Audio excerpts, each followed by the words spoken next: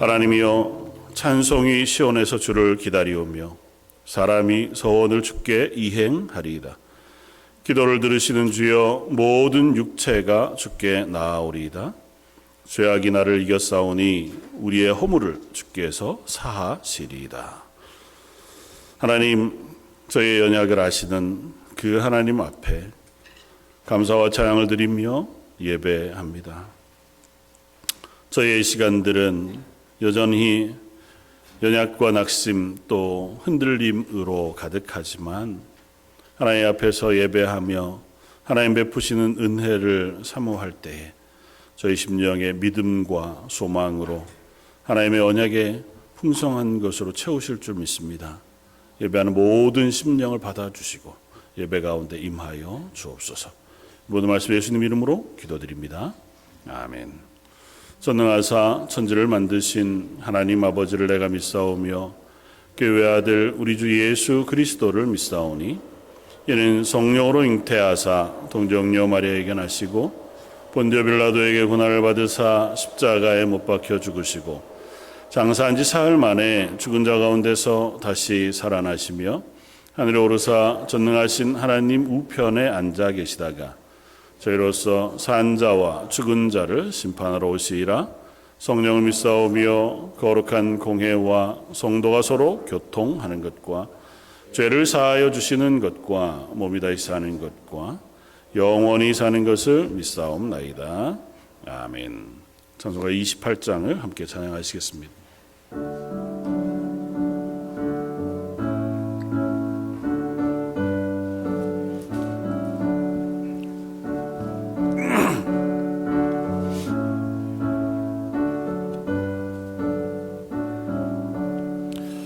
복의 기원 강림하사 찬송하게 하소서. 한량없이 자비하심 칭량할 길 없도다. 천사들의 찬송가로 내를 가르치소서. 기속하신 이 사랑을 항상 찬송합니다. 주의 기신 도움받아 이때까지 왔으니 이와 같이 천국에도 이르기를 바라네. 하나님의 품을 떠나 죄에 빠진 우리를 예수 구원하시려고 보혈을 여주셨네. 주의 귀한 은혜 받고 일생 빚진 자 되네.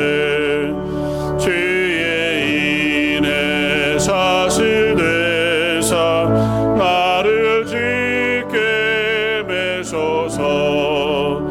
우리 마음은 연약하여 범죄하기 쉬우니 하나님이 받으시고 천국인을 지소서.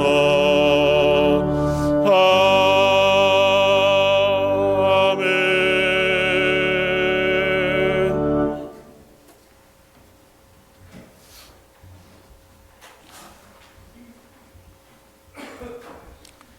사랑과 은혜가 충만하신 하나님 아버지, 오늘 거룩한 주일 아침 저희를 주님의 성전으로 불러주시고 예배 드릴 수 있게 하심을 감사드립니다. 우리의 삶이 하나님의 은혜로 유지되고 있음을 고백하며 이 시간 우리와 우리의 몸과 마음을 하나님께 온전히 드리오니 받아주시옵소서. 하나님, 지난 한 주간을 볼 때 때로는 연약하여 하나님의 뜻을 따르지 못하고 세상의 유혹에 흔들리며 우리의 욕심과 교만으로 인해 하나님을 기쁘게 하지 못한 순간들이 너무나 많았습니다. 그럼에도 불구하고 우리를 버리지 않으시고 십자가의 사관으로 품어주신 은혜에 감사를 드립니다. 하나님, 우리 죄를 용서하시고 성령의 능력으로 새롭게 하여 주시옵소서. 오늘 예배 속에서 하나님이 주시는 말씀이 우리의 심령을 깨우며 삶의 방향을 바로잡는 등불이 되기를 기도드립니다. 말씀을 듣고 우리 모두가 단순히 귀로만 듣는 자가 아니라 삶으로 실천하는 자가 되게 하시며 말씀을 통해 하나님의 뜻을 분별하고 순종하는 믿음을 갖게 하여 주시옵소서. 하나님, 저희 교회를 위하여 기도드립니다. 먼저 하나님의 사랑을 실천하는 공동체가 되게 하여 주시옵소서. 서로를 세워주며 격려하는 믿음의 가족이 되게 하여 주시옵소서. 모든 사역 위에 주님의 은혜가 흘러넘치게 하시고 예배 가운데 성령님의 임재가 풍성하게 하여 주시옵소서. 사역자에게는 새 힘을, 섬기는 손길에게는 기쁨을 주시고 모든 성도들이 믿음으로 하나 되어 주님의 뜻을 이루는 교회가 되게 하여 주시옵소서.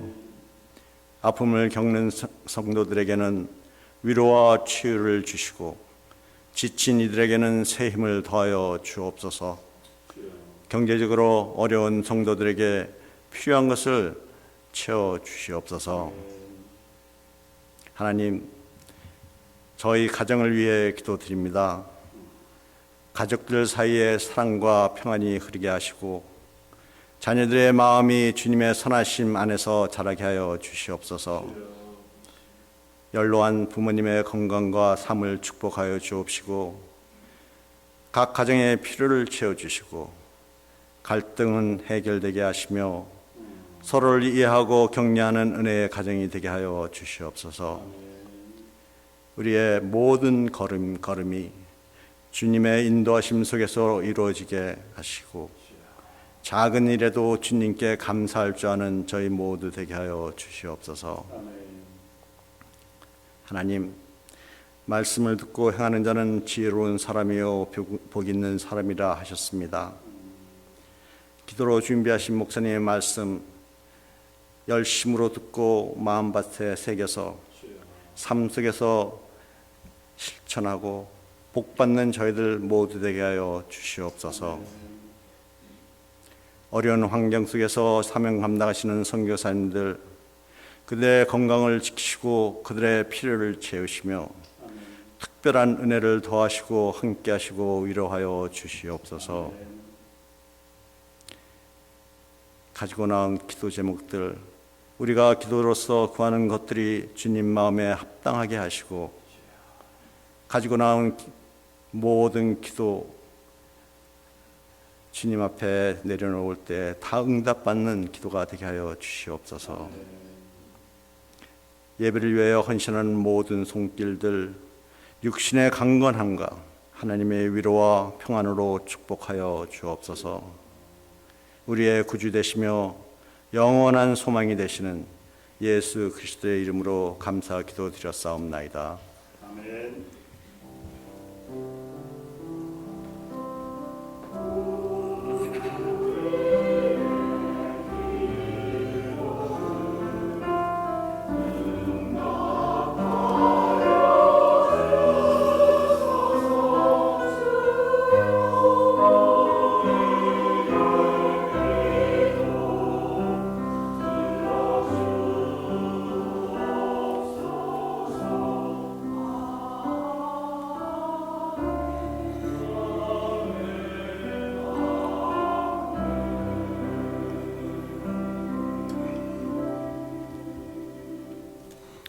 216장 찬송 함께 찬양하시겠습니다.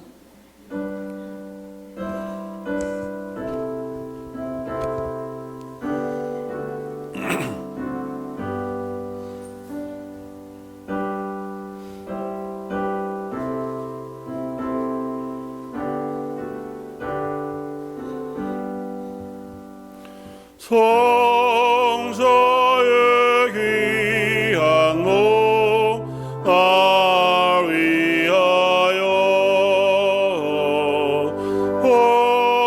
버리신 그 사랑 고마워라. 내 머리 숙여서 주님께 비는 마음으로 주님께 바치리까. 지금도 날 위해 간구하신 이 어떤 믿음과 마음나니 주님의 참 사랑 고맙고 놀라워 찬송과 기도를 쉬지 않네. 주님의 십자가 나도 지고 진실한 믿음과 힘으로 형제의 사랑과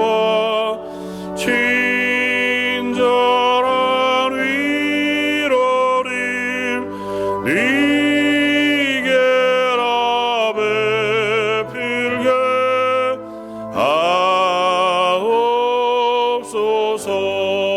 하옵소서.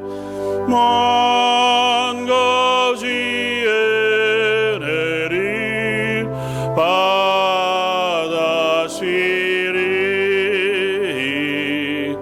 내 평생 슬피나 즐거이라. 이 몸을 온전히 주님께 바쳐서 주님만 위하여 늘 살겠네.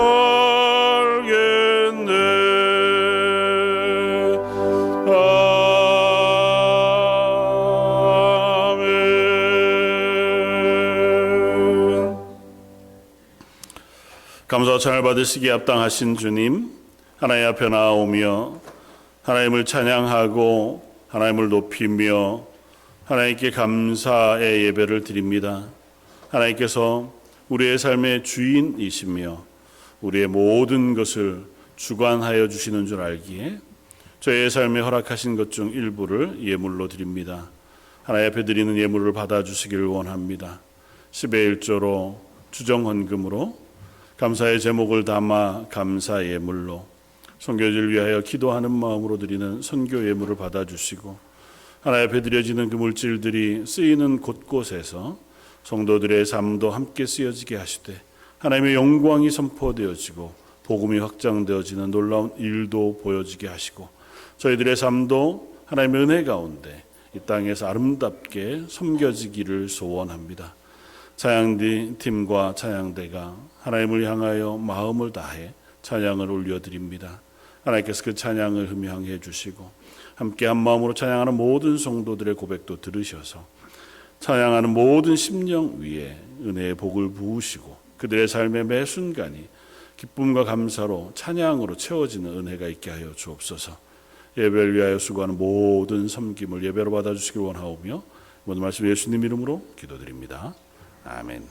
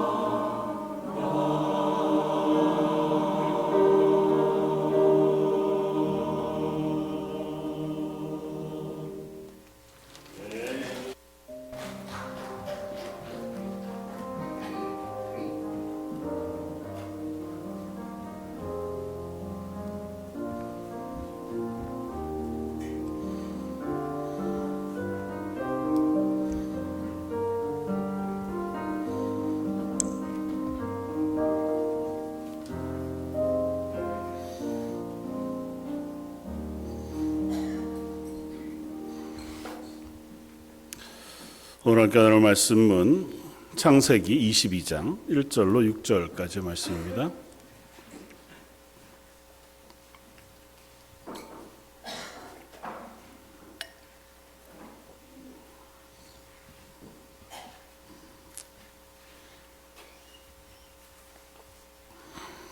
창세기 22장 1절로 6절까지 말씀.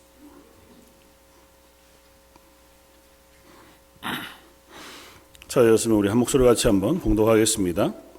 그 일 후에 하나님이 아브라함을 시험하시려고 그를 부르시되 아브라함아 하시니 그가 이르되 내가 여기 있나이다. 여호와께서 이르시되 내 아들 내 사랑하는 독자 이삭을 데리고 모리아 땅으로 가서 내가 내게 일러준 한 산 거기서 그를 번제로 드리라. 아브라함이 아침에 일찍 일어나 나귀의 안장을 지우고 두 종과 그의 아들 이삭을 데리고 번제에 쓸 나무를 쪼개어 가지고 떠나 하나님이 자기에게 일러주신 곳으로 가더니 제3일에 아브라함이 눈을 들어 그곳을 멀리 바라본지라. 이 아브라함이 종들에게 이르되 너희는 나귀와 함께 여기에서 기다리라. 내가 아이와 함께 저기 가서 예배하고 우리가 너희에게로 돌아오리라 하고 아브라함이 이에 번제 나무를 가져다가 그의 아들 이삭에게 지우고 자기는 불과 칼을 손에 들고 두 사람이 동행하더니. 아멘. 오늘은 아브라함 이야기 중에서도 그가 받은 시험의 이야기를 통해서 확신의 부르심이라고 하는 제목으로 한번 말씀을 나누어 보고자 합니다. 저희들이 이 삶을 살아가는 동안 보통 일상이 참 중요합니다. 매일의 걸음이 하나님 앞에서 걸어가는 우리의 삶이기도 하고 그 삶에 아주 특별한 일들이 있지 않다 할지라도 그 삶을 주관하신 하나님이 우리의 삶을 주관하신다고 하는 믿음의 고백으로 걷습니다. 그러나 가끔은 우리의 삶 속에 어떤 특별한 순간들이 찾아오고 그것들이 우리를 좀 힘있게 하기도 하고 때로는 시험하기도 하는 것을 봅니다. 제가 오늘 칼럼에는 찬란한 순간들이라는 칼럼을 썼는데요. 대단히 놀라운 풍경을 보거나 아니면 우리 인생에 아주 특별한 경험을 하게 되면 그게 우리가 걸어가는 이 걸음을 조금 새롭게 힘내어서 걸어가게 하는 터닝 포인트가 되기도 하는 것을 봅니다. 그래서 하나님은 때로는 우리에게 깜짝 놀랄 혹은 이렇게 숨겨놓은 비밀과 같은 어떤 순간들을 마련해 주시고 그걸 경험하게 해주시는 것들을 경험할 수 있고 그러나 또 반면에 전혀 반대의 경우도 우리에게 있는 것을 봅니다. 감당할 수 없을 것 같은 시험 혹은 고난 혹은 어려운 순간들이 우리에게 찾아오기도 하고 그런 것들을 만나서 때로는 우리가 흔들리기도 하지만 반면에 그 순간 역시 우리에게 전환점이 되는 시간이기도 하겠다는 생각이 듭니다. 이전에 생각하던 것과는 전혀 다른 가치관, 소망을 보게 되어지기도 하고 그 안에서 나를 또 점검해보는 기회가 되기도 하는 것 같아서요. 오늘은 아브라함에게 주신 시험을 통해서 우리를 확신 가운데로 초청하시는 하나님의 말씀을 묵상해 보면 좋겠다 생각이 됩니다. 우리가 잘 아는 존 버년이 쓴 철로역정이라고 하는 책이 있고 처음부터 끝까지 다 읽어보신 분은 별로 많지 않겠지만 그러나 내용은 대부분 다 알고 계시는 말씀을 준비하면서 다시 요약보기는 하지만 다시 한번 쭉 읽었는데요.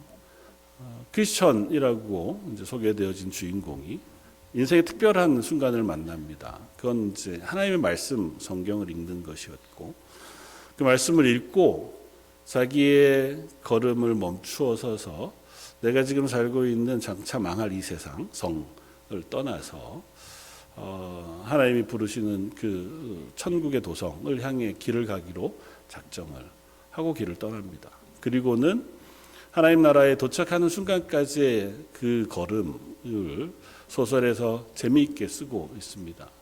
처음 출발할 때 함께 했던 사람들도 있었고 중간에 만나는 사람들도 있고 그가 걸음을 걷는 동안 때로는 시험하는 이들, 또 그를 공격하는 이들뿐 아니라 그 옆에서 그와 함께 그 길을 걸으면서 돕고 격려해주고 끝까지 동행해주는 이들의 이야기들까지를 쭉 써주면서 그것이 마치 우리들이 그리스도인으로 이 땅을 살아가는 삶의 한 모양으로 우리에게 설명해주고 있는 것 같아 보입니다.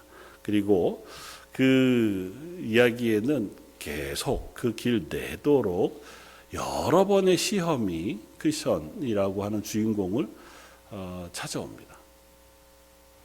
그리고 그 시험의 대부분은 절망 혹은 실망, 낙심과 관련되어져 있는 것을 볼 수 있습니다. 가장 마지막에 온 시험이 죽음의 강에 대한 시험인데 그 강을 건너야 이제 하나님 나라를 가는 거기까지 잘 왔어요. 예수 그리스도의 십자가의 복음을 붙잡고 숱한 난관을 이기고 사단의 세력과도 싸우고 또 절망도 이기면서 왔는데 마지막 그 강을 건너는데 역시 그 강이 계속해서 이 주인공을 붙잡습니다. 그리고 붙잡는 내용은 넌 자격이 없다는 거예요. 네가 살아온 시간들 그리고 네가 실패했던 것들을 보면 너는 여기에 들어갈 사람이 못 된다는 거죠. 스스로에 절망하게 하고 스스로에게 좌절하게 하고 내 힘으로는 내가 이 수준에서는 이 강을 건널 수 없겠구나.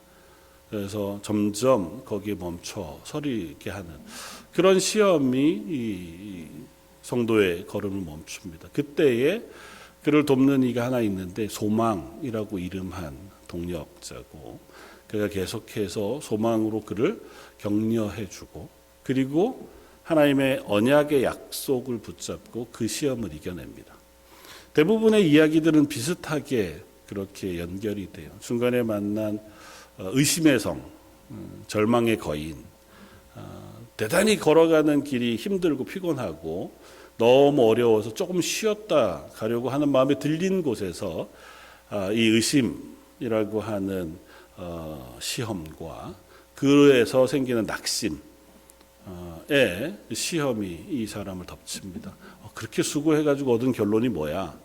또 그렇게 짐을 지고 이 어려운 길을 걷고 그렇게 해서 결국은 네가 지금 만나는 거라고는 뻔한 이 힘겨운 것밖에 없는 더 갈 필요가 있겠어? 이런 거죠. 그리고 시컨 같이 오던 그 옆에서 돕던 믿음은 순교합니다. 야, 그 믿음을 이렇게 다 지켜봐야 결국 죽고 마는 건데 너 이걸 계속 갈 필요가 있겠어? 그런 낙심. 하나님은 그를 도우셔서 또 그곳으로부터 또 이겨내게도 하십니다. 그가 걷는 매 순간의 걸음이 자주 그런 시간들을 경험하게 되는 것은 존 버년이 믿음의 고백을 가지고 신앙을 지키려고 할 때 그의 인생 가운데에서 막다트였던 숱한 고민들과 별반 다르지 않았겠다 생각이 되고 그건 지금 저와 여러분들에게도 동일하게 주어지는 일들이기도 하겠다. 그러니까 그리스도인으로 살면 늘 우리가 기대하는 것 중에 하나는 평안하면 좋겠다는 거잖아요. 샬롬, 하나님 주시는 평안과 그 가운데 복과 그리고 기쁨과 감사가 충만한 채로 하나님 나라까지 이 걸음을 계속 걸으면 좋겠습니다.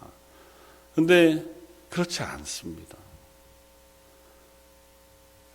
매 순간 때로는 고난으로 부를 수도 있고 시험으로 부를 수도 있지만 우리들은 그 걸음 속에서 자주 시험 당하기도 하고 고난을 겪기도 합니다.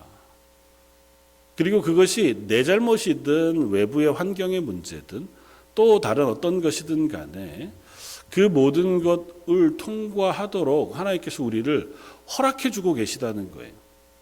그러니까 하나님 그걸 막지 않으신다는 겁니다. 하나님의 자녀들은 다 품 안에 품어서 독수리가 날개 안에 어미닭이 암탉이 병아리를 품듯이 품어서 아무런 동요도 어려움도 없이 하나님 나라까지 조용히 이렇게 가면 좋겠거니와 그렇지 않고 고스란히 우리가 느끼기에는 그 시험들이 우리를 너무 흔들고 우리를 때로는 낙심하게 하고 절망하게 하고 또 도대체 왜 의문이 들게 하는 그런 상황에도 놓여지게 한다는 것. 오늘 아브라함의 이야기, 아브라함이 당한 이 놀라운 시험의 이야기를 한번 살펴보면서 우리에게 주시는 하나님의 음성을 한번 묵상해 보면 좋겠는데, 첫 번째는 그 모든 시험에도 불구하고 우리의 삶의 주권자는 하나님이시라는 겁니다. 다른 말로 표현하면 우리에게 당하는 그 모든 시험도 하나님의 주권 안에 있다는 것입니다. 좀 다르게 표현하면 그 시험은 하나님이 주관하시는 우리의 인생 안에서 일어나는 거지, 하나님의 주권 바깥에서 우리를 공격해 오고 하나님은 그걸 막아주시거나 그걸 이겨낼 수 있도록 도우시거나 하는 게 아니라는 거예요. 그건 하나님의, 조금 더 심하게 얘기하면 계획, 하나님이 섭리 안에서 때로는 우리에게 주어지기도 하고 막다트려지기도 하고 통과하게 되기도 한다고 하는 사실 우리가 기억했으면 좋겠다는 것. 그건 어떤 결론을 먼저 우리에게 주냐 하면 괜찮다는 겁니다. 우리가 하나님의 자녀인 이상 우리가 혹 죽음이라고 하는 도전과 시험을 만난다 할지라도 하나님의 주권 아래 우리가 있다고 하는 사실은 우리를 안전하게 해준다는 거예요. 시험이 우리를 실패로 몰아갈 수 없습니다. 우리에게 닥치는 고난과 시험이 아무리 우리를 절망하게 할지라도 우리를 완전히 실패해서 완전히 넘어지는 그 자리로 우리를 이끌어갈 수 없습니다. 제가 어릴 때부터 늘 붙들고 기도하면서 했던 말씀 중에 고린도전서 10장 13절 말씀을 참 좋아하고 붙듭니다. 사도 바울은 고린도 교회에 편지하면서 이렇게 고백합니다. 사람이 감당할 시험 밖에는 너희가 당한 것이 없나니 하나님은 미쁘사 너희가 감당하지 못할 시험 당함을 허락하지 아니하시고 시험 당할 즈음에 또한 피할 길을 내사 너희로 능히 감당하게 하시느니라. 하나님은 우리가 시험 당하는 걸 아세요. 그냥 멀리서 관객으로 아시거나 멀리서 지켜보니까 너 힘들구나가 아니에요. 우리의 삶은 온전히 하나님의 주권 안에 있습니다. 그리고 그 시험 당하는 것도 하나님의 주권 안에 있어요. 그래서 시험 당하다가 혹 우리가 견딜 수 없거나 그것 때문에 힘겨워할 때, 낙심하게 될 때 하나님은 피할 길을 내어주신다고 고백해요. 우리가 그 시험을 통과할 수 있도록 때로는 믿음을, 때로는 소망을, 때로는 약속을, 때로는 은혜와 은사를, 때로는 격려와 위로를 주시기도 하지만 그것도 안 되면 우리에게 다른 길을 내셔서라도 우리로 하여금 그 시험을 통과하게 하시는 하나님이시라는 거예요. 그러니까 우리가 어떠한 순간에도 하나님의 주권 아래, 하나님의 보호 아래 있다는 사실을 잊지 않았으면 좋겠다는 거죠. 성경 안에는 참 다양한 그리고 이해하지 못할 만한 시험 이야기를 우리에게 들려줍니다. 오늘 본문에 나온 아브라함에게 주신 시험은 분명하게 22장 1절에 이렇게 씁니다. 그 이후에 하나님이 아브라함을 시험하시려고 그에게 이르시되, 이건 하나님이 아브라함에게 주신 시험이에요. 우리에게 아브라함이 당한 시험 뭡니까? 너 아들 번제로 하나님께 드리라는 거잖아요. 생략하고 얘기하면 너 아들을 죽여서 나한테 바쳐라. 와, 이건 말도 안 되는 시험을, 말도 안 되는 요구를 아브라함에게 하십니다. 아브라함이 아는 하나님은 그런 하나님이 아니에요. 아브라함에게 한 번도 이런 요구를 하신 적이 없어요. 비슷한 요구도 하신 적이 없습니다. 하나님은 아브라함뿐 아니라 어떤 누구에게도 이런 시험을 하신 적이 없어요. 그런데 아브라함에게 왜요? 욥은 그 인생의 모든 것들을 잃어버리는 시험을 당합니다. 그 시험의 주체는 마치 사단이에요. 그런데 하나님이 허락하십니다. 그게 생명을 빼앗는 것 빼고는 다 해도 좋다. 그러니까 하나님이 허락하신 하에서 사탄이 욥을 시험하는 거예요. 욥이 넘어질 수 있는 방법이란 방법은 다 찾은 겁니다. 친구들, 아내, 자식, 재산, 그의 육체까지. 그가 할 수 있는 모든 것을 동원해 욥을 실족시킬 수 있다면 하는 시험을 하나님이 허락해 주세요.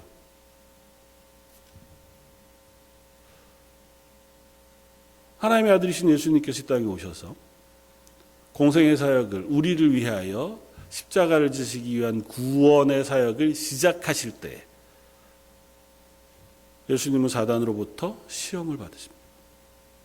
그것도 말도 안 돼요. 사탄이 어떻게 하나님을 시험합니까? 그냥 비유처럼 이야기처럼 우리가 설명할 때 혹 그럴 수 있을지 몰라도 하나님과 사단 사이에 어떠한 공격 혹은 시험 혹은 도전이 있을 관계가 되지 않아요. 그런데도 하나님은 허락하십니다.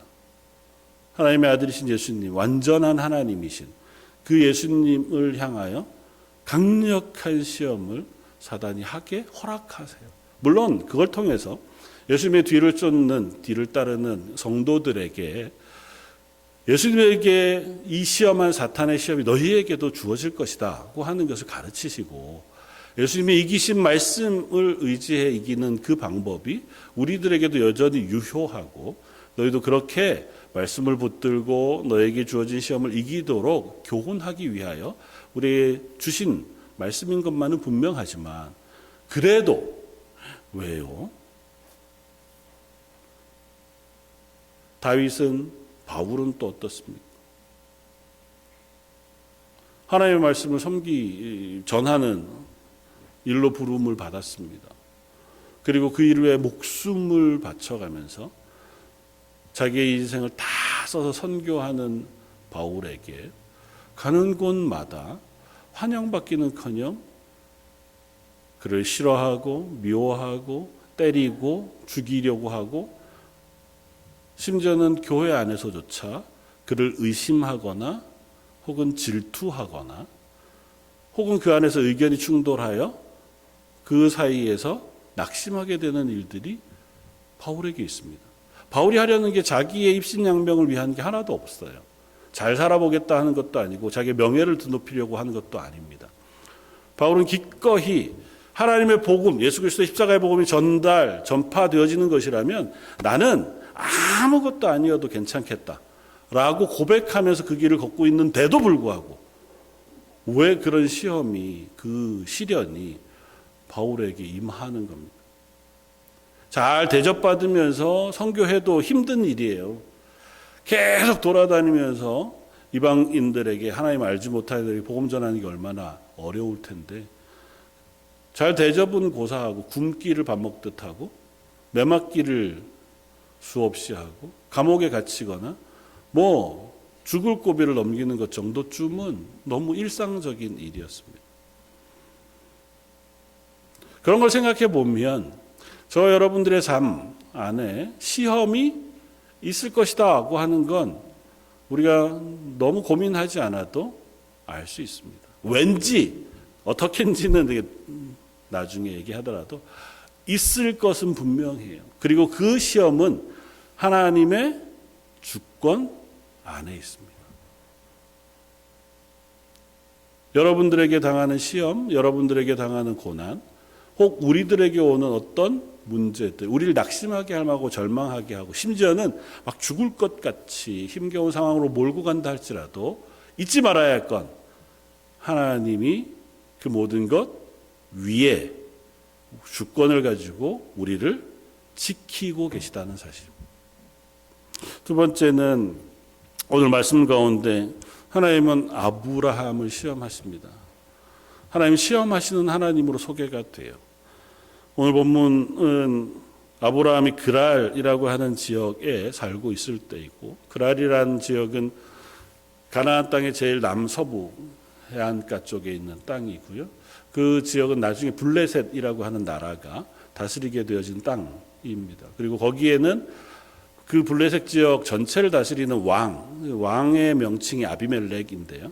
아비멜렉의 영향권 안에 있는 지역으로 가서 살고 있을 때이고, 앞선 이야기들을 우리가 쭉 보면 이삭이 낳고 그리고 나서 소돔 고모라가 멸망하고 그리고 나서 그랄로 이동했으니까 이동한 지 한 15년 정도쯤. 그러니까 아브라함의 나이로 따지면 한 115세 언저리쯤 되어질 때에 하나님이 갑자기 아브라함에게 나타나십니다. 그리고 오늘 본문에 시험하신다고 씁니다. 그리고 뭐라고 말씀하십니까? 내 아들, 내 사랑하는 독자 이삭을 데리고 모리아 땅으로 가서 내가 내게 일러준 산 거기서 그를 번제로 드리라. 앞뒤 설명이 없어요. 갑자기 나타나셨습니다. 하나님 종종 아브라함에게 나타나셨으니까요. 말씀하십니다. 야, 넌 내가 내게 알려준 산으로 가서 네 아들 이삭을 내게 번제로 드려라. 번제는 제물을 일단 죽여서 그 피를 먼저 드리고 그 나머지 제물에 몸을 각을 뜬다 그러죠. 다 잘라서 나무 위에 올려 불태워 드리는 제사. 명확하게 번제를 드리라고 하고, 아브라함은 거기에 보면 뒤에 따라 보면 이삭을 그렇게 드리려고 해요. 칼로 이삭을 죽이려고 하고 나무를 쌓고 그 위에 태워 드릴 준비를 하고 있는 것으로 그렇게 이해했습니다. 하나님 왜 아브라함에게 이렇게 명령하실까요? 아브라함은 지금까지 너 본토 친척 아비집을 떠나 내가 내게 지시할 땅으로 가라고 하는 명령을 들은 이후로 가나안 땅에 들어온 지 40년이 훨씬 지나는 기간 동안 하나님 앞에 신실했습니다. 조금은 흔들릴 때가 없진 않았는지 몰라도 아브라함은 믿음의 사람이었어요. 하나님의 약속하신 것들을 믿음으로 하나님이 그를 의롭다고 여기실 만큼 그는 믿음으로 구원 얻는 모든 사람의 조상이라고 불릴 만한 믿음의 길을 지금까지 걸어왔습니다. 그에게 있었던 시험이 전혀 없었던 건 아니지만 그는 그 시험들을 잘 이겨냈어요. 흔들리지 않았고 하나님이 약속하신 아들인 이삭을 기다렸고 얻었습니다. 그것도 100세 때에. 거기까지 잘 살아온 아브라함에게 그 이삭을 통해서 기쁨을 누린 시간, 그것도 한 15년쯤 지났으니까요. 21장에 이삭을 얻는 걸 보면 15년 동안 별 무리 없이 믿음으로 잘 살아왔어요. 그런데 갑자기 아브라함에게 말씀하시는 겁니다. 네 아들을 번제로 드려라. 이유가 있으실 거 아니에요. 다른 설명이 없습니다.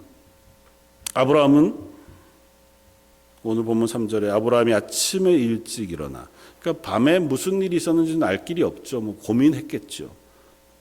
답답했을 거고. 그런데 아침에 일찍 일어납니다. 그리고 군말하지 않고 준비를 해서 아들 이삭과 2명의 사환과 나귀에 짐을 싣고 길을 떠납니다. 모리아산까지 3일 길이니까요. 3일 동안 그 길을 가고 멀리서 모리아산을 보고는 사환들을 내버려 두고 이삭에게 나무짐을 지워서 모리아산으로 올라갑니다. 그리고 정한 곳에 단을 쌓고 아들 이삭을 묶어서 제단 위에 올리고 칼을 들어 이삭을 죽이려고 합니다. 아브라함도 대단하지만 이삭도 별로 반항하지 않는 것으로 보면 이유가 있겠다 그렇게 생각했는지 모르겠어요. 그러니까 그대로 순종합니다. 이유는 몰라요. 어떻게 하실 건지도 모릅니다. 하나님께 순종했더니 칼로 그 아이를 죽일 그 즈음에 하나님께서 사자를 통하여 아브라함에게 말씀하십니다. 11절 여호와의 사자가 하늘로부터 그를 불러 이르시되 아브라함아 아브라함아 하시는지라 아브라함이 이르되 내가 여기 있나이다 하매 사자가 이르시되 그 아이에게 내 손을 대지 말라. 그에게 아무 일도 하지 말라. 내가 내 아들 내 독자까지도 내게 아끼지 아니하였으니 내가 이제야 내가 하나님을 경외하는 줄 아노라고 말씀하세요. 네가 나를 경외하는 줄 이제는 알겠다고 말씀하세요. 하나님께서 아브라함을 시험하신 이유가 그냥 아브라함 네가 날 믿는지 안 믿는지, 날 섬기는지 안 섬기는지 봐야겠다. 그래서 이 시험을 하신 거라면 좀 두렵습니다. 하나님은 시험하셨고 아브라함은 시험 앞에 순종했습니다. 그리고 아브라함은 그 시험을 통과하여 하나님의 칭찬을 얻습니다. 하나님 왜 시험하실까요? 사실 이 말씀의 고민은 그것입니다. 왜 하나님은 아브라함을 시험하실까요?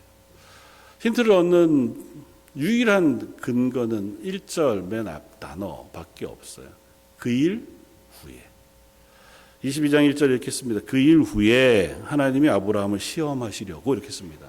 그러니까 이전에도 아브라함이 시험은 없었던 건 아니에요. 그러나 믿음 안에 이 걸음까지 오게 하셨고 이 걸음이 이제는 거의 막바지에 도달했어요.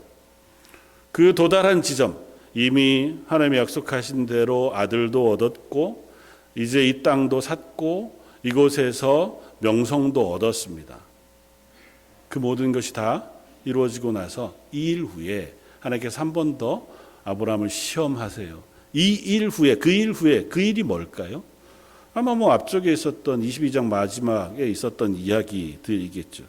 22장 22절로 22장 마지막까지 21장 마지막까지 나오는 이야기는 아비멜렉과 아브라함 사이의 조약 이야기입니다.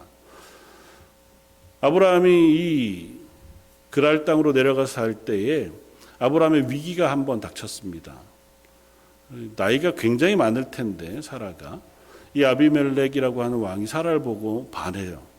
그래서 자기의 아내로 달라고 아브라함에게 요구를 합니다. 아브라함이 거절 못해요. 아브라함이 사라를 뺏길 뻔했다가 다시 하나님께서 아비멜렉에게 말씀하시고 아비멜렉을 통하여 다시 사라를 얻고 또 사라를 통하여 아들 이삭을 얻었던 경험이 있습니다. 그리고 나서도 이 그랄 땅에 사는 동안 계속해서 아비멜렉과 블레셋 사람들 때문에 어려웠습니다. 언제라도 생명의 위협이 있는 상태에서 사는 거죠. 왜냐하면 이 지역은 블레셋 사람들이 사는 땅이거든요. 아브라함 친족이라고는 아무도 없습니다. 먼 사람 룻 하나밖에 없고 룻도 소돔과 고모라에서 살다가 겨우 딸 둘과 도망쳐 나온 후니 자기를 지지해 줄 만한 세력이 없는 거예요. 자기 사람들밖에 없는. 그러니까 그곳에서 겨우 불안불안하게 살아가다가 목축을 하는 사람이 가다 땅을 파서 우물을 얻어요. 그곳에 정착해 사는데 블레셋 사람들이 와서 야, 그 물 좋은데 내가 쓰자. 넌 딴 데 가서 또 파. 그러면 어떻게 해요? 또 도망가서 다른 데 가서 또 땅 파야 되는 지경이에요. 요즘으로 따지면 힘 없이 여기저기 쫓겨다니면서 겨우 그 땅의 삶을 유지한 지 40년. 아브라함의 삶은 그런 삶이었습니다. 물론 하나님의 은혜 가운데 그를 승리하게도 하시고 또 아비멜렉의 손에서 사라를 지켜주시기도 하셨고 그곳에서 거부가 되게 하셨습니다. 그럼에도 불구하고 아브라함은 그 땅의 삶이 평안하지 않았어요.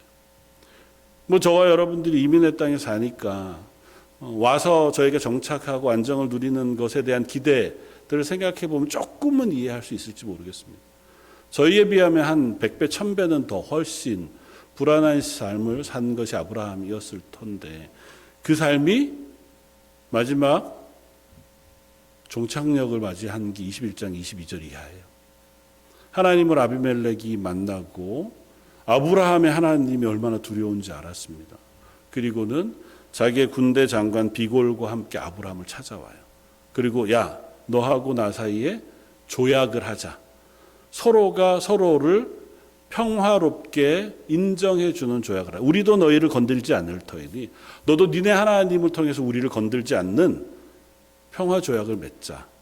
고 해서 조약을 맺습니다. 그리고 아브라함이 빼앗겼던 모든 우물들과 그것들을 다 되돌려 받아요. 아브라함 인생에 드디어 평화가 찾아왔습니다. 이 가나안 땅으로 온 이후의 삶은 하나님의 은혜 가운데 삶이긴 했으나 치열한 싸움을 싸우는 삶이었고 숱한 도전들 앞에서 그래도 자기를 지키기 위하여 애쓰는 삶이었는데 이제 세상에서 인정을 받은 거예요. 여기에 있는 아비멜렉이 나와 평화조약을 맺고 더 이상은 아브라함은 건들지 마라가 된 거고 아브라함도 이 안에서 이제는 노년을 평안하게 지내게 하신 은혜의 시간을 맞이한 거예요. 하나님 이제 감사합니다. 이제껏까지 지켜오셨는데 결국은 저로 평안을 누리게 하셔서 감사합니다. 이렇게 고백하고 있는 바로 그때예요. 그때에 하나님이 아브라함을 시험하십니다. 아브라함으로는 이해할 수 없는 명령을 하시면서 아브라함에게 물으시는 겁니다. 야, 네가 이곳에 와서 어려운 길을 걷는 동안 나를 의지하여 잘 왔다. 이제 그 모든 것들이 해결되고 평안을 누리고 있는 지금도 너는 내 말에 순종할 수 있느냐고 물으시는 거예요. 이제는 네 힘으로도 살 수 있게 되어진 때에 네가 스스로의 삶을 잘 살 수 있다고 생각되어지는 지금 여전히 너는 하나님의 말씀이 너의 삶의 우선순위로 서 있느냐고 물으시는 겁니다. 아브라함은 거기에 대답합니다. 아무 말 하지 않고 내가 이해할 수 없고 어떤 방식으로 하나님이 이 일을 인도하실지는 모르지만 말씀하신 대로 그저 순종할 따름이에요. 히브리서 말씀은 이 아브라함의 고백을 이렇게 했습니다. 히브리서 11장 19절에 그가 하나님이 능히 이삭을 죽은 자 가운데서 다시 살리실 줄로 생각한지라. 그리고 그 힌트는 오늘 본문에서도 우리가 발견할 수 있습니다. 5절에 아브라함이 종들에게 이르되 너희는 나귀와 함께 여기서 기다리라. 내가 아이와 함께 가서 예배하고 우리가 너희에게로 돌아오리라. 그러니까 아이를 번제로 드리러 가는 아브라함인데도 불구하고 우리가 다시 너희에게로 돌아올 거라고 고백해요. 이유는 모르죠. 그게 그냥 일상적인 표현이었으니까 그렇게 했겠다. 그럴 수도 있죠. 그러나 아브라함은 적어도 이 일에 순종하면서 이 일이 하나님의 명령이고 하나님의 손 안에 있다고 하는 사실을 그는 믿었습니다. 그리고 그 믿음이 실제로 경험되었어요. 하나님은 때로는 우리를 시험하십니다. 그리고 시험을 통해서 우리에게 믿음이 실제가 되게 하세요. 우린 잘 알죠. 하나님 온 세상의 주인입니다. 우리가 믿음으로 고백하기도 합니다. 그러나 실제로 질문 받기 전에는 그 고백이 나의 고백인지 확인하기가 어려워요. 하나님 그런 인생에 질문하시는 겁니다. 정말 네 믿음이 실제이냐고 물으시는 거고 그 과정을 통해서 우리의 믿음이 실제가 되게 하시기를 하나님 원하시는 거예요. 우리를 그냥 아는 데에 머무르지 않고 믿고 확실한 자리로 우리를 인도해 오시기를 원하시는 거죠. 하나님은 시험을 통하여 시험을 사용하셔서 그 일 앞으로 저와 여러분들을 부르시는 줄 믿습니다. 여러 가지 방향이 있을 수 있습니다. 그건 우리가 이 평안의 때에 아브라함에게 말씀하시는 방법으로만 주어지지 않아요. 때로는 내가 너무 지치고 힘겨운 상황 속에서 하나님 물으실 수도 있습니다. 그 가운데서도 너는 여전히 하나님을 우선순위로 두냐? 하나님의 말씀을 의지할 것이냐? 라고 물으시기도 할 겁니다. 우리가 모든 시험을 다 믿음으로 이겨내지 못할 수도 있을지 몰라요. 하나님 앞에서 혹 우리가 낙심하면 그때는 또 다른 길을 하나님께서 내셔서 우리 하여금 또 다시 그 믿음의 도전 앞으로 서게 하실 하나님이시기도 합니다. 이스라엘이 광야 40년을 걷는 동안 하나님 이스라엘을 계속 시험하셨습니다. 이스라엘은 계속 실패했어요. 물이 없어서 우리는 죽겠다. 하나님 물을 주셨습니다. 하나님 물을 주실 수 있구나. 배고파서 하나님 만나를 주셨습니다. 만나만 먹으니까 너무 심심해서 고기도 좀 먹었으면 좋겠고 파도 좀 먹었으면 좋겠고 하나님 메추라기를 주십니다. 끊임없이 시험을 통하여 끊임없이 실패하지만 하나님 그 시험을 또 넘어가고 통과하게 하시면서 하나님이 우리의 삶의 주인이시라고 하는 사실을 이스라엘에게 명확하게 경험하게 하십니다. 물론 그 고백이 그들의 믿음으로 온전하게 다 변화되었는지는 우리가 다 확인할 길은 없습니다. 그러나 적어도 저와 여러분들의 인생도 하나님은 동일하게 일하시는 줄 믿습니다. 우리를 그냥 내버려 두시지 않으세요. 니네 수준 그 정도쯤에서 아는 만큼 그냥 살다가 나한테로 오너라고 하시지 않고 우리를 확신 가운데 거하게 하시기를 원하세요. 만약에 믿음의 확신이 너무도 담대한 자리에 지금 우리에게 주어진다면 앞으로 주어지는 우리의 인생은 그 확신 때문에라도 믿음으로 걷는 걸음이 감사가 더 풍성해질 수 있지 않겠습니까?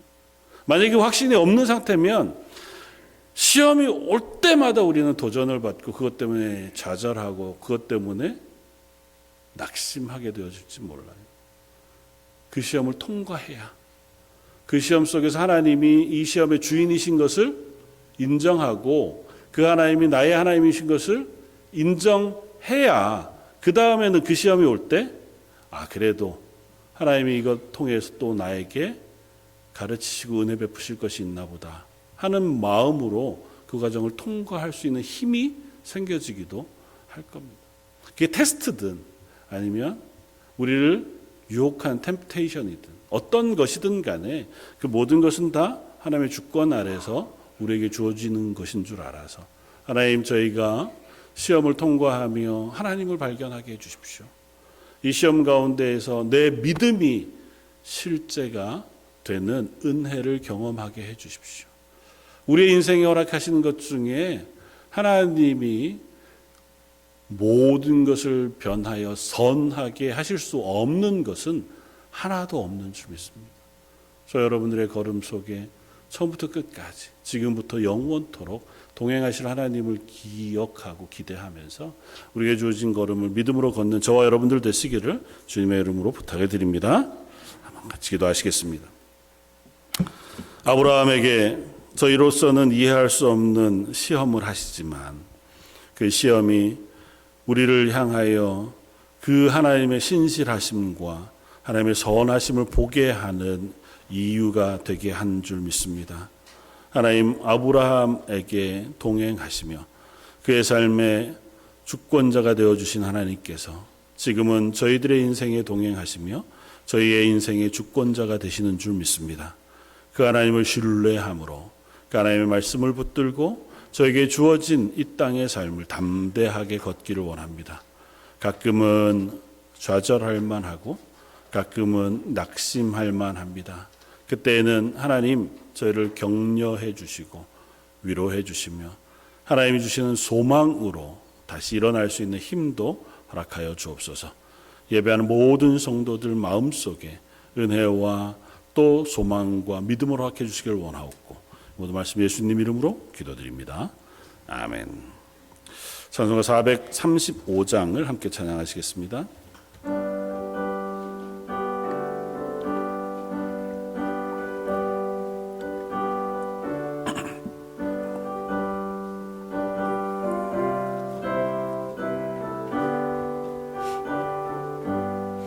나의 영원하신 기업 생명보다 귀하다. 나의 갈 길 다가도록 나와 동행하소서. 주께로 가까이 주께로 가오리. 나의 갈 길 다가도록 나와 동행하소서. 세상 부귀한 일함과 모든 명예 버리고 험한 길을 가는 동안 나와 동행하소서. 주께로 가까이 주께로 가오리. 나의 갈 길 다가도록 나와 동행하소서.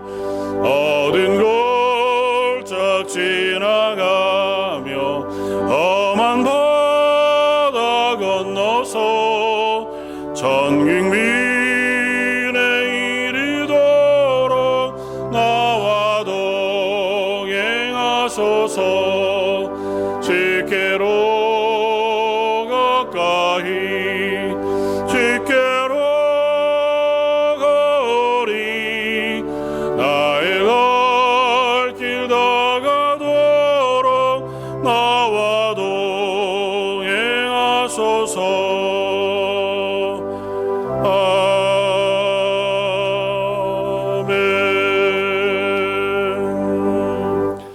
아멘.